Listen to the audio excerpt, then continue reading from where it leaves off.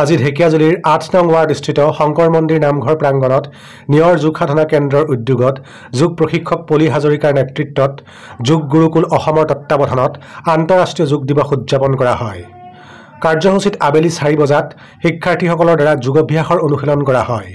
অনুশীলনৰ পিছতেই অনুষ্ঠানত উপস্থিত থকা বিশিষ্ট অতিথিসকল ক্ৰমে ঔপন্যাসিক ডক্টৰ যোগেন শইকীয়া, সমাজকৰ্মী দীপক কুমাৰ দাস আৰু সাংবাদিক পলিমা বি চেতিয়াই যোগ সম্পৰ্কীয় ভাষণ প্ৰদান কৰে।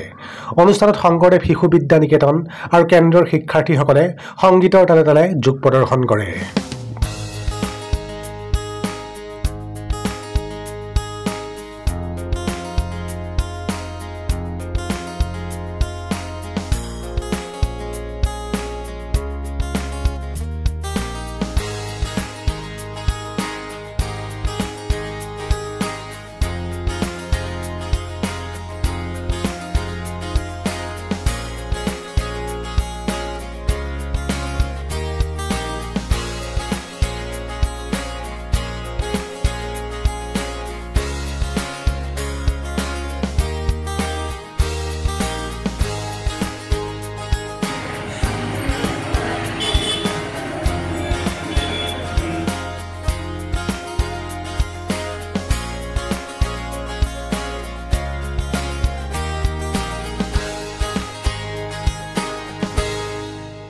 নমস্কাৰ।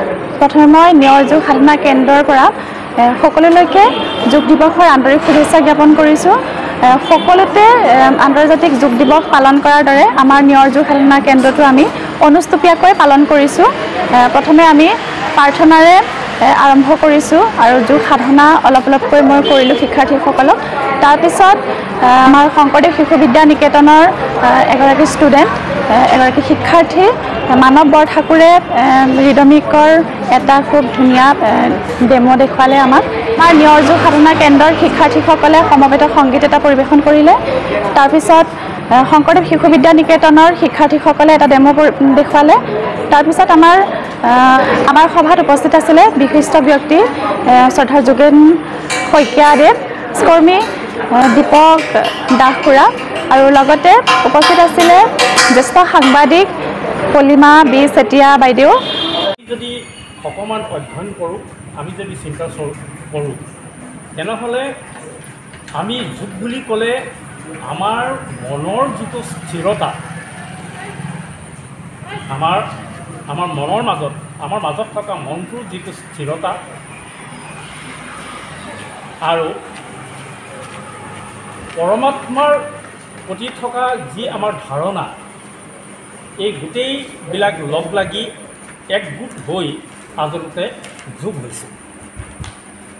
আমি জানো যে বৈদিক যুগৰ যোগ শব্দৰ পৰা, বৈদিক যুগৰ যিটো সংস্কৃত, সেই যোগ শব্দৰ পৰা যুঁজ, লগ লগোৱা, এই লগ লগোৱা শব্দৰ পৰাই যোগ শব্দটো আহিছে।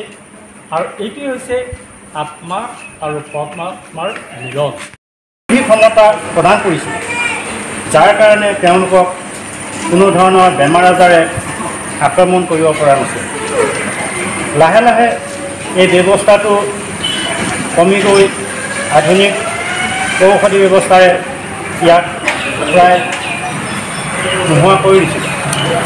কিন্তু লাহে লাহে দেখিলে যে এই যোগ সাধনা বা ব্যায়ামৰ অবিহনে আমি অকল ঔষধৰ ওপৰত নিৰ্ভৰ কৰি আমাৰ নিজৰ শৰীৰটোক সুস্থ সবল কৰি ৰাখিব নোৱাৰি। তেতিয়াই এই যোগ ব্যৱস্থা, ব্যায়াম ব্যৱস্থাৰ প্ৰচলন হ'ল আৰু ইয়াৰ সুফল গোটেই পৃথিৱীয়ে যেতিয়া দেখিলে যে সঁচাকৈ যোগ ব্যায়ামৰ জৰিয়তে নিজৰ শৰীৰটোক ভিতৰৰ পৰা আমি সুস্থ সবল কৰি ৰাখিব পাৰিম বা সদায় আমি ৰোগ প্ৰতিৰোধী ক্ষমতা নিজৰ দেহাতে সৃষ্টি কৰিব পাৰিম। সেয়ে এই যোগ ব্যায়ামৰ প্ৰচলন লাহে লাহে হ'বলৈ ধৰিলে। আন্তৰ্জাতিক যোগ দিৱস পালন কৰা হয়। 2015 চনত প্ৰথম ৰাষ্ট্ৰসংঘত যোগ